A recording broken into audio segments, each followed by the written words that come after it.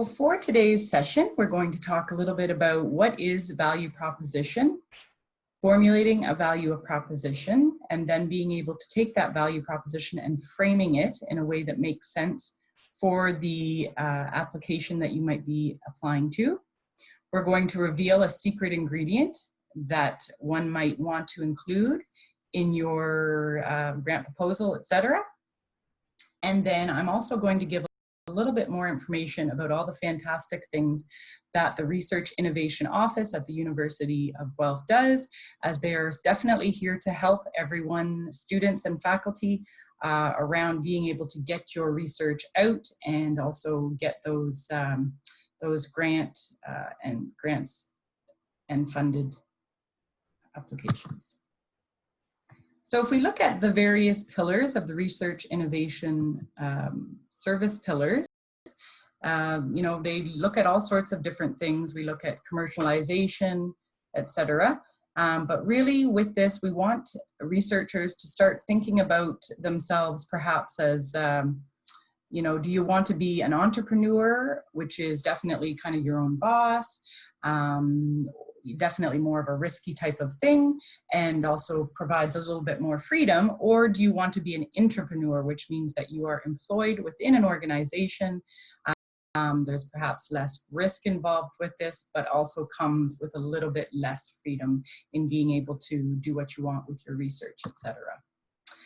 So today we're going to be talking about a secret ingredient to communicating the value of your work. So again, that word value really coming out today, and I will be honing back to the idea of making sure that the value of your work is communicated, and by that is very impactful. So the first thing we want to talk a little bit about is what is a value proposition. I don't know if people are familiar with that term. It's kind of considered to be more of a marketing term. And so, applying that to academia, your value proposition is the promised benefit that's to be delivered and represents the primary reason for why one would do their work. And so again, that value. So what value does your work provide the world? It is really meant to be kind of that core driver for doing your research and highlights why your idea would be funded instead of another project. So again, looking at what makes your specific research very unique and useful. And when we look at kind of classic marketing value proposition definitions, usually we're looking at things from kind of a product standpoint. And so from a product, you would have, what does that product specifically solve? Usually there's a problem, or we call it sometimes a pain of a consumer. And what does that product do to improve the situation for their consumers? So their target audience is also would be considered their consumer. And why would that customer buy specifically from your product versus someone else? And definitely we want to think of fixing some sort of a problem or a pain that might exist, and creating that within, taking a value proposition and actually positioning it within a statement. And for a brand overall, a brand would have its own value proposition as well. They would have overarching value propositions that organize all of their business activities. And so it would be an overarching value proposition that encompasses all of the various products, et cetera, that they would be providing to their customer. From an academic standpoint, it's slightly different. So for a researcher, you would want to have, as your value proposition, you want to have a clear statement that explains how your work advances science and understanding within your area specifically, in your area of expertise. And what this does is it tells other scholars or potential students, funding bodies, community partners, why they might want to pay attention to your work and potentially also fund your work depending on the fit. And we'll talk to that in a little bit on how you can start to kind of figure that out. And then again, for a project, you're going to probably have different value propositions for all of the various projects that a researcher would undertake within their career. But again, why would people care about this work? What gains can be achieved by doing the project? And again, the main thing to know here is that for every project, you might have a different value proposition, as opposed to your own value proposition that you would provide as a researcher throughout your career. So when we think of University of Guelph's value proposition, I know that people would probably think, oh, improve life, which is definitely kind of the University of Guelph's tagline, so to speak, or their brand. But when we think about value propositions within the university is going to have a lot of different value propositions. So for example, you know, depending on who you are or the target audience that you belong to within the university, you're going to have a different view of the value proposition that the different areas of university of what they provide. So your view of the university, of the value that it provides, is going to be very different if you're you know, within the veterinary side of things versus Canada's agriculture epicenter. So again, that's just showing how within the university you're going to have different value propositions for all of the different areas. And it was going to be obviously positioned differently depending on your audience. This is a really fun, neat kind of tool that can be used across any sort of area, from research to products and marketing. And this is called a lean canvas. And what this does is it allows you to see whether or not, if you're looking at it from more of a marketing lens, whether or not your product, what specifically is so fantastic about your product that your consumer on the right would want to buy that from you. So seeing how your fit is together. So if we look at the left side, we have, you know, why you specifically as a, you know, if we're looking at it from a research perspective, so why you, what expertise do you offer? If you're looking at the top there, gain creators, so things that your research offers, okay? And then pain relievers as well, things that are perhaps part of your research that address some sort of pain that your target audience is suffering from.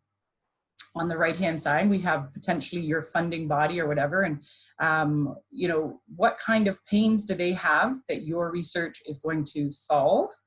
Again, and looking at what do they want to accomplish with their funding. Does your research or your product fit with that? And so often when you do get a good fit with that, that's where the sweet spot might be as far as being able to get funding. So this can be used to kind of, when you have a specific funding opportunity, you can kind of see whether or not the research that you're doing would indeed make a good fit in applying, and also trying to make sure you bring out that value or that fit in order so that the funder can see that right off the bat. So we're going to look for a moment at formulating our value propositions. So we have three pillars of persuasive communication that probably many of us are familiar with. We have logos, which appeals to our logic and reason. We have pathos, which appeals to our emotion and values. And we have ethos, which appeals to our credibility and trust. And when we look at classic academic communication, historically we tend to always want to start off with that logos that appeal to our logic and reason by giving a lot of background information. Then we would maybe move on to, you know, why we are doing this as the expert in this area. And then we would start to funnel down to our specific results or the outcomes. However, when we're trying to look at impact communications, you know, the classic approach, which is this model, is not necessarily the most high impact approach with communication. So instead, what I would recommend is trying to look at more of a collaborative communication model, which is actually starting off with pathos that appeal to emotions and values. And then following that, appealing to credibility and trust by providing those shared values, maybe bottom line, and why somebody would want you to be specifically providing that research with them. And then of course is eventually we would get to that logos that appeal to logic and reason. But the main difference is just at the very beginning, we're defining what the value is of the research that is going, as opposed to giving all the background and going from that standpoint.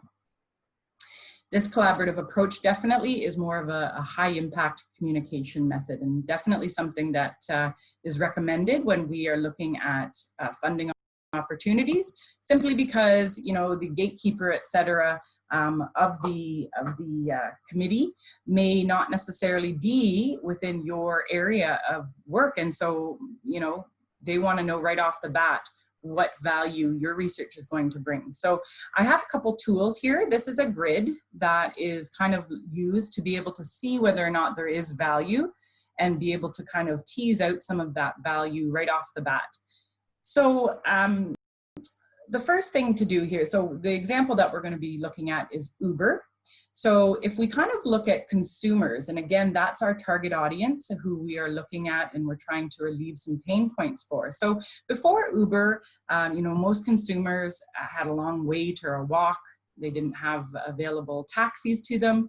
After the consumers, they all, you know, before still the consumers were actually feeling quite irritated, insecure, you know, by the fact that they have to have these long waits. They're frustrated by public transit. Well, along comes Uber, which is a product, so to speak. And afterwards, we see that now consumers have access to rides when they want them.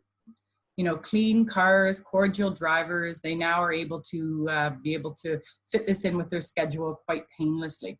And so as far as a feeling goes, now our consumers are in control, they feel secure and appreciated, and they are confident about time and cost. So one can see that the product, so Uber in this case, does provide excellent value through the fact that you have now changed that pathos or that feeling from the consumer who is your target audience. And so that is how you can identify whether or not there is value in what your potentially product or research will provide. Another example is that we've used here is wireless insulin pumps. So before having wireless insulin pumps, patients had inconsistent blood sugar testing, perhaps. They had to schedule, they had scheduling issues. They had to leave meetings and gatherings to take their medicine. So it was a bit of a pain for them. They were worried, irritable, perhaps. You know, they had to remember things. They often felt maybe that they were singled out because they'd have to get up and leave, etc. Whereas after the wireless pumps, you found that they were having more consistent blood sugar levels, their mood and energy perhaps was more regulated, and they overall were happier. So again, because they at the end were, after the wireless insulin pump product has brought about a change in how that patient feels. And so now we see the value that wireless insulin pump can provide. So what we thought we would do is have a look at some current grant potentials here. And so this is looking at an opportunity to strengthen the evidence base and expand cannabis research related to mental health. So if we were to kind of take that and we have our cannabis, we want to come up with a way for clinicians to identify this user group with this tool that we have created through our research. We would find that before this tool existed, we'd have, you know, patients that were unsatisfactory, very unsatisfied with their medication and therapy options. They felt that their symptoms limited their ability to join life. And then after that, now patients felt underserved and left out of the healthcare system before we brought in this cannabis tool. And then afterwards, more empathetic care, better dialogue with their healthcare practitioners, more coping strategies, and again, consumers, or in this case, their patients, were feeling encouraged and helpful, healthy, and happier. So certainly we can see the value that this tool potentially would provide this group. And so if somebody was trying to decide if they wanted to fund this, and this was an outcome that they were wanting to be able to see within their patient group, they would certainly say, okay, this tool definitely would be creating a lot of value within this segment or this population. And so here is our little grid that you can use to practice. We won't necessarily go over this today. However, feel free to reach out to the Research Innovation Office at any time, and they will be happy to go through this with you, with your research, if you're wanting to learn a little bit more and be able to highlight specifics around the value that your research is providing. So if we were to use this, the canvas, and kind of go back with our cannabis example, this is kind of what it would look like. So with our product, with our tool, we would have, you know, be able to validate this with our people that would be part of our study, for example, our ADHD sufferers, etc. We would be able to identify that we are the subject matter expert affiliated with a respected institution or university. That would be part of what we offer. Our pain relievers, that we would have new diagnostic tools and rubrics to help identify those non-recreational cannabis users. And then the gains from our potential funder is that they would now have these new tools for clinicians to be able to use. And of course, they want new tools, they want projects that are working for them, and they want expert insight. So in this case, the fact that we address the pains, which is the ADHD and anxiety sufferers, being able to not control their mental health problems, and we have provided a product or research in this case that identifies and relieves that pain, that is why this product potentially, or this research, would be a good fit for our funders. So this is just a really great little tool to be able to use with your research to be able to identify that.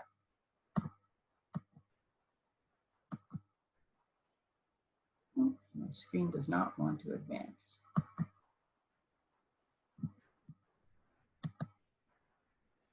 All right, and so framing value propositions. Now we want to be able to take our actual value that our research offers, and how can we frame this in a way that is simple?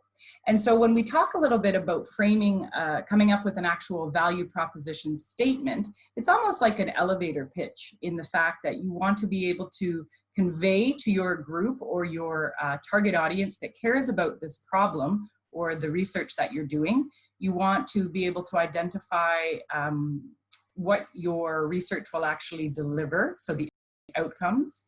You want to be able to very briefly say how this might be delivered, and also potentially why you are delivering it. In some instances, it's not necessarily that necessarily for you to be talking specifically about why you are delivering it, but in some cases in your funding, you may want to be able to highlight that as well. So in being able to come up with a value proposition statement that others are going to understand, and this is a very simple template, and certainly please don't take any offense to the simplicity of it.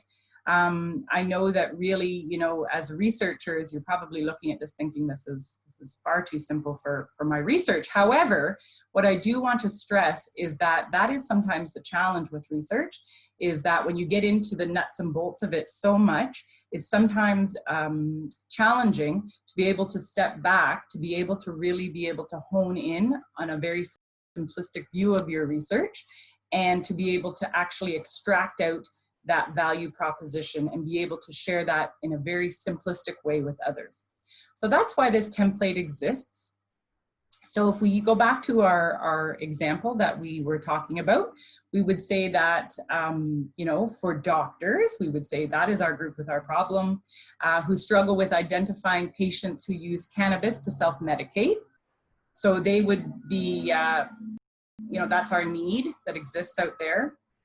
The research project description is research on anxiety and ADHD, okay? And then they will provide tools and insights. So those would be specifically what they have to deliver or offer. And that helps them provide better care for their patients. And so that is the statement of the benefit. And so that, in a nutshell, is how to be able to create and develop a very simple proposition, value proposition statement that can be then now shared with others. And so even if people don't necessarily know any specifics around, and research on anxiety and ADHD and a lot of the important metabolic aspects, perhaps, you could pretty much say this example to anyone and they would kind of understand the value in the research that's happening. So once again, here is the template, and we're not going to go through specifics today, but again, reach out to the Research of Innovation, and somebody would be very happy to go through this little activity with you to be able to create your value proposition statement. So when you have your value proposition statement, there's a few things that you want to ensure that it has. You want to make sure that it's fairly concise and short, specific to what your research involves, and not too detailed. We want to make sure that the reader or the listener wants to know more. So you want your value proposition to be kind of the hook as opposed to giving the whole picture of everything. You want that person that may be in the grant committee to say, oh, this sounds very interesting, I want to learn more about it. The other thing is to make sure that it is written in accessible language, because what you definitely don't want to have happen is you go into great detail and you're talking about apples because that's your area of expertise, but it's coming across to your reader or the grant committee as sounding like it's actually providing oranges. So that's where sometimes that using plain language and making it very accessible to everybody that's not even necessarily familiar with your specific area of research is really important in being able to convey that value.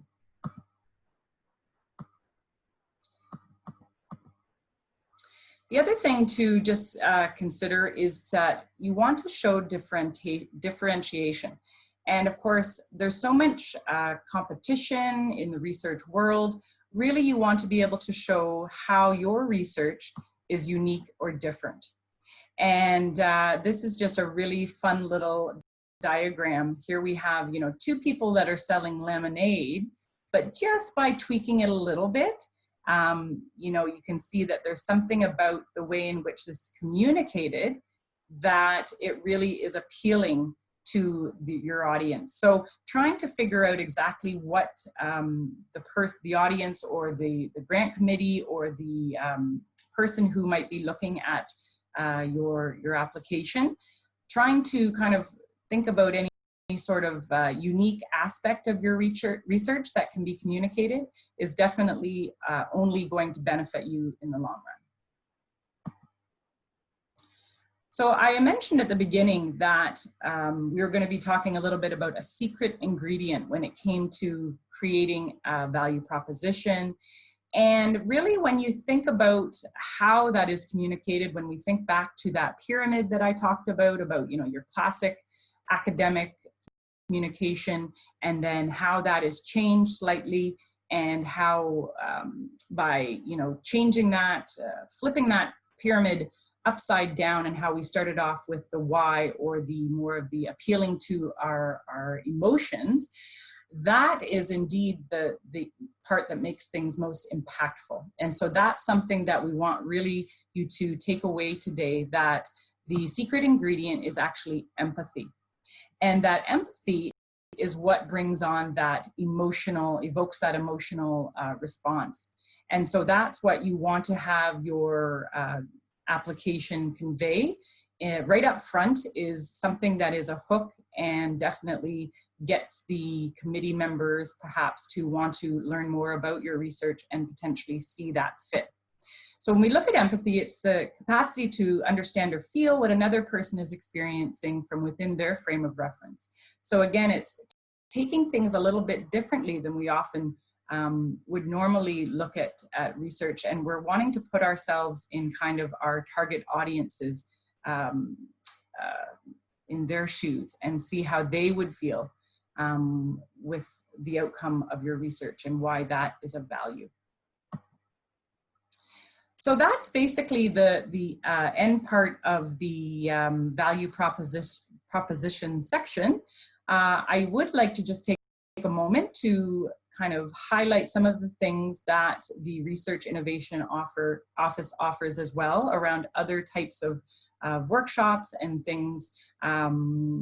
They provide faculty and teams with a lot of different things for researchers and for students. So winning grants, developing long-term collaborations, mobilizing teams, improving team dynamics, communicating effectively. Those are all different areas that the Research Innovation Office can offer. We have another workshop coming up around the 15th of July that I'm going to be involved in again on advanced collaboration techniques. So I would love to see people at that workshop. You can just register online.